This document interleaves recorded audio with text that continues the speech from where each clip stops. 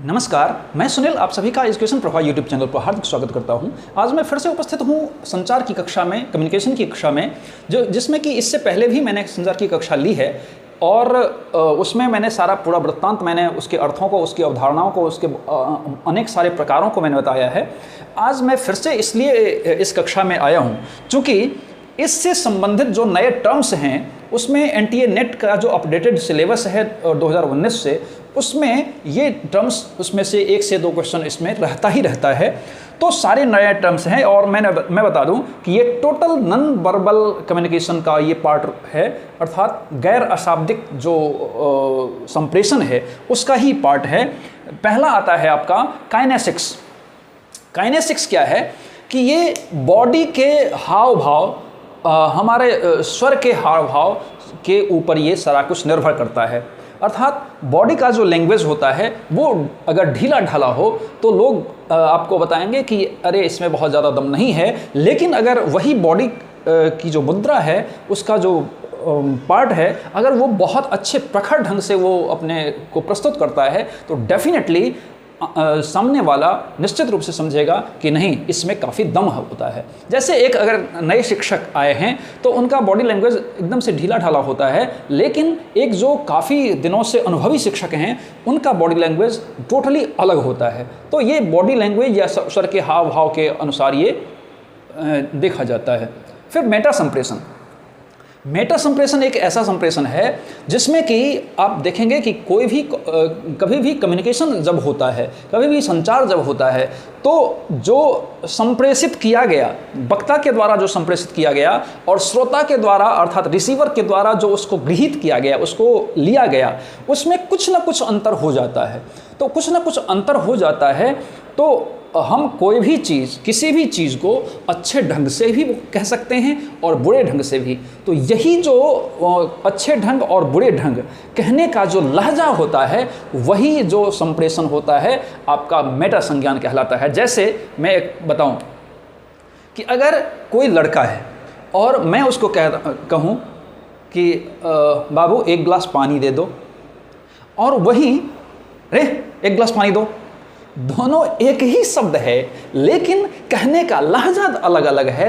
अर्थात एक गुस्सैल मुद्रा में, एक प्यार की भाषा में। तो ये जो होता है आपका कम्युनिकेशन, जो होता है आपका, ये कौन सा होता है? मेटा कम्युनिकेशन होता है। फिर पैरालिंग्विस्टिक या फिर पराभाषा उसको कहते हैं। ये स्वर के उतार चढ़ाव, जो हमारा हम बोलते हैं, स्वर के उतार चढ़ाव, वाणी की का आव भाव या आपके उच्चारण का जो स्तर है, इस पर संपूर्ण रूप से निर्भर करता है। तो मान लीजिए कि किसी भी चीज़ों को, अगर मान लीजिए कि कोई कविता है, उसको हम अगर चिल्ला करके बोलें तो क्या वो अच्छा लगेगा? लेकिन उसी को अगर एक अच्छे लय के साथ उसको गाया जाए या उसको कहा जाए तो वो कविता बहुत ही सुंदर प्रतीत होता है। तो ये संपूर्ण रूप से जो स्वर का हाव भाव है, लयबद्ध जो उसका आवेग है, कहाँ ऊपर जाना है, कहाँ नीचे जाना है, उसके लय के आबद्ध को इसमें क्या होता है, इसमें संप्रेषित किया जाता है। अब हम देखेंगे ये आपका है ओकोलिसिक्स। ओकोलिसिक्स क्या है?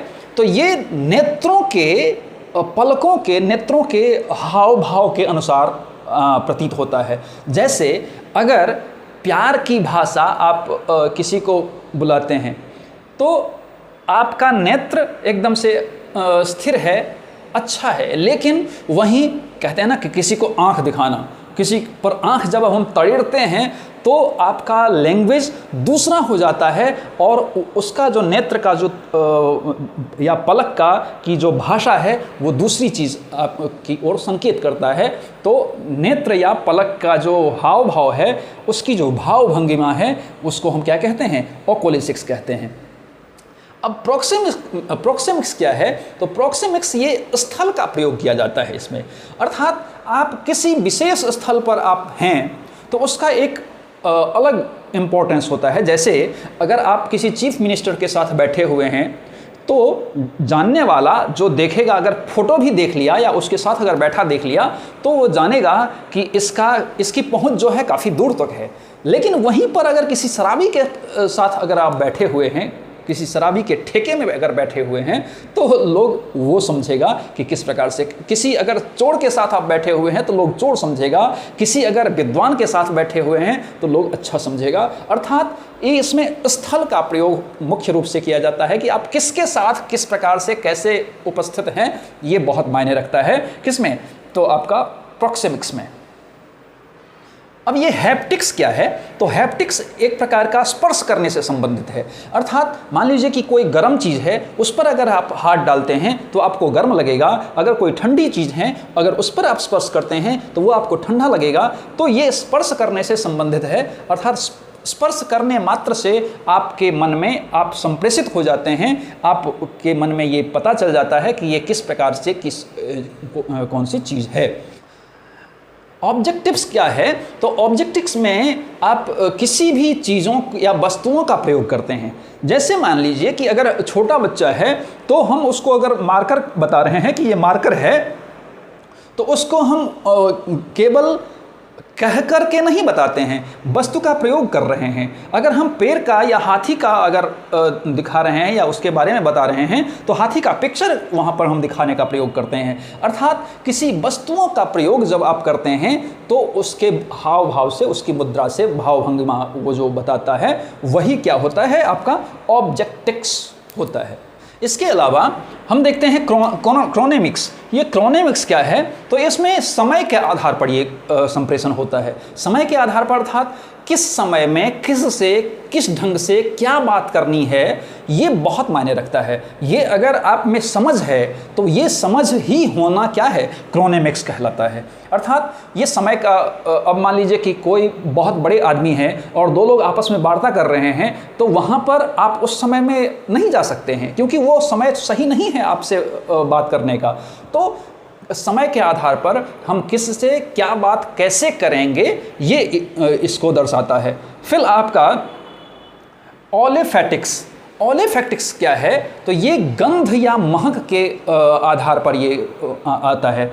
जैसे मान लीजिए कि हम चले गए मॉल चले गए और मॉल में जा कर के हम इत्र या सेंट या परफ्यूम हम अगर ख़रीद रहे हैं तो हम क्या करते हैं? थोड़ा सा हाथ पर मारते हैं या उसका जो ये होता है कवर होता है उसमें मारते हैं और फिर सूंघने का थोड़ा सा प्रयास करते हैं कि ये किस हद तक कितना ये गंध है इसमें या नहीं है। तो उसको हम गंध के आधार पर जब हम चयन करते हैं तो ये ओल्फैक्टिक्स होता है।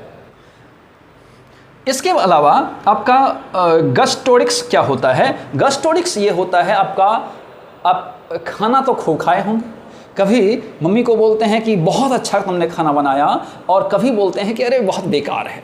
अर्थात ये स्वाद के आधार पर होता है कि जब हम अच्छे व्यंजन को खाते हैं तो हमारा स्वाद बहुत अच्छा लगता है, खाने में बहुत अच्छा लगता है। वहीं पर अगर थोड़ा सा बुरा हो जाता है तो हम एकदम से खड़ी खोटी सुनाने लगते हैं। तो ये संपूर्ण रूप से ये जो गस्टोरिक्स है ये स्वाद के आधार पर कम्युनिकेशन होता है, संचार होता है, संप्रेषण होता है। मुझे लगता है कि ये जो नए टर्म्स हैं इससे डेफिनेटली क्वेश्चन पूछे जाते हैं और ये आपको बेहतर ढंग से आप जाने होंगे। इसी प्रकार से पढ़ने के लिए आप एजुकेशन प्रोफाइल यूट्यूब चैनल को सब्सक्राइब कीजिए, लाइक कीजिए, कमेंट कीजिए और साथ ही बेल आइकन को जरूर प्रेस कीजिए ताकि आपको आने वाली सभी वीडियो मिलती रहे। धन्यवाद।